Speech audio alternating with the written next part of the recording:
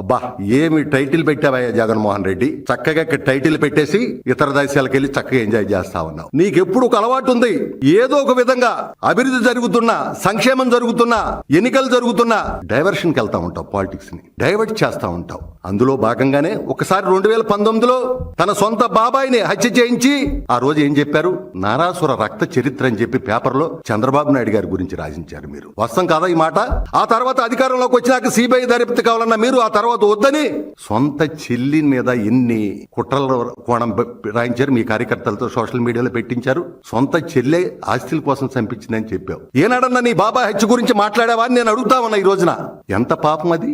ఏం కావాలి, మనిషి బతకడానికి ఎంత ఆస్తి కావాలి అంటే పదవుల కోసం మనుషులను చంపుతారా? ఆ రోజు నువ్వు ఎన్నికల ముందు మా తండ్రి చనిపోయాడు, మా బాబాయిని చంపారు, నన్ను ఒంటరిని చేశారని మొసలి కన్నీరు కార్చిన మాట వాస్తవం కాదా? నువ్వు ఇది డ్రామా కాదా అని చెప్పి నేను అడుగుతా ఉన్నా. ఒక అమాయకుడు కోడికత్తితో పొడిపించుకుని ఒక దళితుడిని 5 సంవత్సరాల పాటు జైల్లో పెట్టించి చేసిన మాట వాస్తవం కాదా?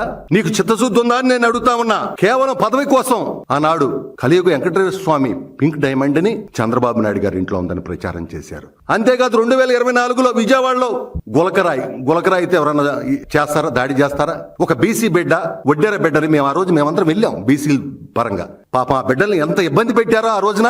నువ్వు ఈ విధంగా డ్రామాల్ని ఆడతా ఈ రాష్ట్రంలో జరుగుతున్నటువంటి అభివృద్ధి, సంక్షేమం, పారిశ్రామికరణని కుళ్ళిపోతా ఉన్నావు నువ్వు. ఇవన్నీ కూడా విషం జిమ్ముతా ఉన్నావు నువ్వు.